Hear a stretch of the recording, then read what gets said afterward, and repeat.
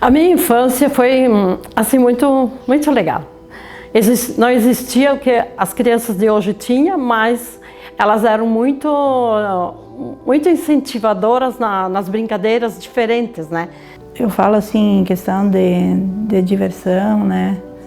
A gente teve sempre espaço para brincar com a natureza, porque a gente não tinha outros, né, brinquedos, coisas assim, então a gente se apropriava da natureza. Os pais muito queridos, sim, e sempre me incentivaram a estudar, né?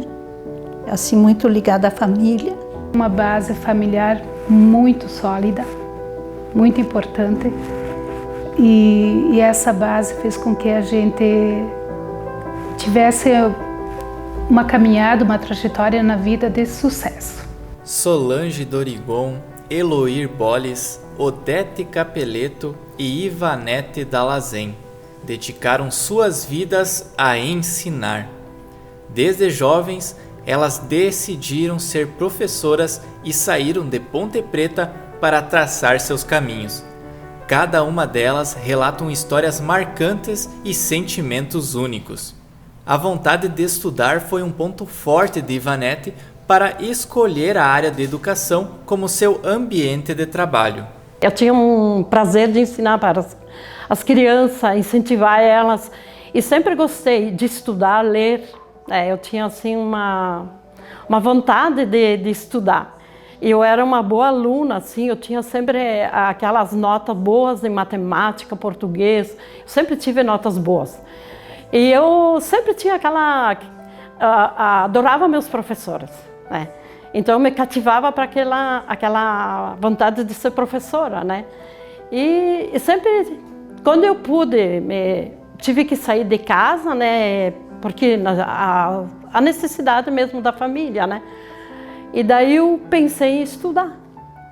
E fui cuidar de crianças, de pessoas, né? Para poder estudar. Daí trabalhava de dia e à noite eu ia para a escola. Aposentada há 29 anos, ela sente orgulho de ver seus alunos em boas condições de vida e alguns deles mantêm contato até hoje. Vocês têm que aprender a estudar, que é o futuro de vocês, é tudo que vai ensinar a vida de vocês. E se vocês desistirem, vocês nunca vão ser uma pessoa importante. É o que vocês levam na vida de vocês. Seguindo o exemplo das irmãs, Eloir adorava quando podia ir junto para a escola admirar o trabalho delas no aprendizado das crianças. E eu cuidava assim, como é que elas faziam e tal. E daí, quando dava um intervalo, assim, eu ia lá no quadro e ia treinando. Para escrever bem correto, na linha correta, que nem elas. Mas não conseguia, né? Descia, apagava, às vezes apagava com a mão, porque tinha medo que ela ia ficar brava. Isso na hora do recreio, né? E daí treinava. Aquilo lá ia me fascinando aos poucos. A história de Eloir ultrapassa a vida profissional como docente e entrelaça com a pessoal. O sonho de ser mãe era algo muito desejado. A gente não podia ter filhos, né? E daí o meu irmão, que mora no Mato Grosso, ele tinha bastante essa preocupação com nós, né? E de ver que a gente tentava de tudo, médicos e coisa, e tratamento, né? Daí um dia, eu acho que quando é para ser, né? Ele estava trabalhando assim como engenheiro civil, ele tinha várias obras, né? Ele estava construindo uma igreja em Top da Serra, Chapecó. Daí ele foi ver essa construção e também ajudava a trabalhar, porque ele sempre foi guerreiro, né? O tal Lodinho, meu irmão, que é o mais louquinho da família, tá? Faço questão de dizer. E o mais amado pela família também, tá? Daí então ele foi resolver ir buscar uva. Só que lá na cidade onde que ele estava, né, essa era uma vila, né? Ele ouviu dizer que tinha uma mulher que sabia que tinha uma mulher que tinha filhos e dava os filhos, né? Porque eu acho que é questão da necessidade também, né? Daí sei que, coincidência, ele foi buscar uva e bem em cima no topezinho furou o pneu do carro dele. E ele ouviu gritos de criança, muito grito. E daí ele pegou e foi descendo e viu barraca de lona, né? Casa de lona preta, né? Tudo meio jogado por lá, né? E ele viu essa menina perto de uma valetinha de água que corria lá e estava cheia de formiguinha.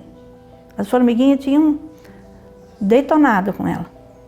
E ele pegou essa menina, olhou, chamou, não tinha ninguém lá, parece que tinha mais para baixo, mais gente, mas no momento ali estava sozinha.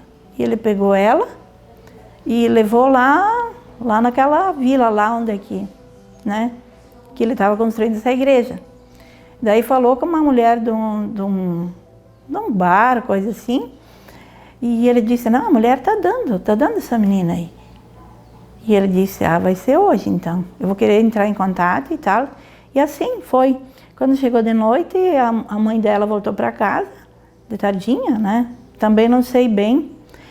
E entraram em contato, e ela já deixou a menina para o meu irmão e a minha cunhada.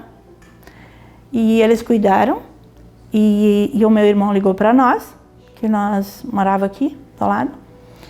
E a gente pegou e foi. No outro dia, madrugada, capamos o gato, sem saber se era isso que nós queríamos ou não, porque nunca a gente pensou, não tinha pensado em adotar, entende? A artista da família escondeu seu talento por décadas. Odete escreve poemas e músicas durante o tempo livre e aos poucos mostra seus versos para as pessoas. Aquilo me dava uma sensação já que eu era poderosa, né? Me empoderava já na época para ensinar meus coleguinhas. Então me despertou, acredito, de ser professora, né?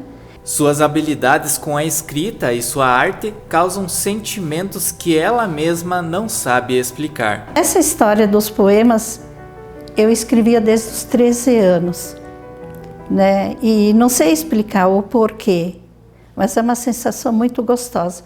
Hoje eu escrevo muitas poesias, músicas, e me sinto realizada, né? Eu sinto uma sensação assim que de estar mais viva ainda. Parece assim que meu coração salta, que nem, né? E minha mente, ela corre à frente do digitar até das palavras. Às vezes eu me acordo 2h30, 3 horas já compondo. Vou para a sala, fico caminhando e já saio. Na facilidade. E poucas pessoas sabem o que tu faz. Sim, são poucas. A minha família descobriu, meu marido sabia, né? E minha família não faz muito, ficaram um pouco assustados, né?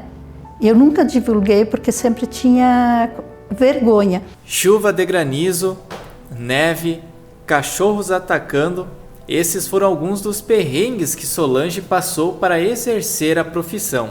Professora Medianeira Lourdes Ferri.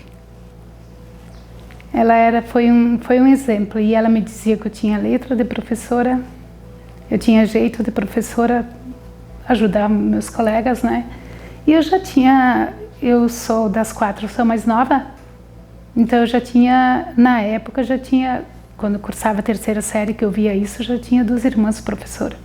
Em 39 anos de carreira, a professora esteve em constante evolução e formação para ajudar os alunos a superarem suas dificuldades.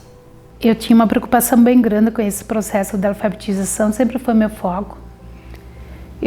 Fiz magistério, fiz no Colégio Bom Conselho em Passo Fundo, depois eu cursei pedagogia na URI e fiz 4 especialização, 4 pós. O meu projeto para o mestrado já tinha sido aceito na UPF, mas daí eu engravidei, já tinha uma certa idade, eu preferi o meu filho. Na minha vida só cabia um. Então, procurei me dar mais sossego, né? Porque ligada no 12 sempre, né? 60 horas, 23 anos que eu trabalho manhã, tarde e noite. Daí eu tinha como prioridade ele na minha vida. Todo o esforço, dedicação, trabalho árduo e superação mostraram a força de ser mulher. Toda mulher, nesse período da vida, no tempo em que nós vivemos, a mulher só consegue ser livre quando ela tem uma profissão e um carro. quando ela não precisa pedir nada a ninguém. Eu e minhas irmãs, todas nós, somos assim, fomos criadas assim.